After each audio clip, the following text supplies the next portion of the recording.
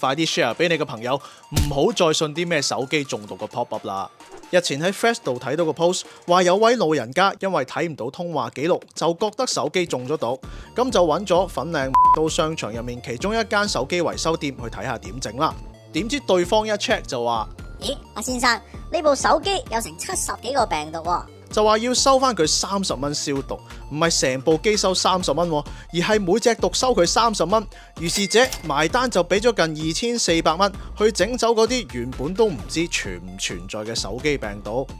其實騙徒手法層出不窮，周圍都有鋪頭用無良手法經營，甚至呢一間鋪頭都有晒前科噶啦。所以除咗要提醒身邊朋友整手機之前點都要 Google 下個地址，睇下間鋪有咩不良記錄之外，都要提下佢哋唔好太易相信手機彈出嚟嘅全版通知。事關而家嘅手機釣魚廣告，往往會針對高年齡嘅用戶群，用你嘅手機易中病毒、手機儲存空間不足等等嘅警告字眼去恐嚇用家，令佢哋下載更多不知名甚至有害嘅 Apps， 到時手機用唔到事小，隨時仲會引嚟財產損失添㗎，所以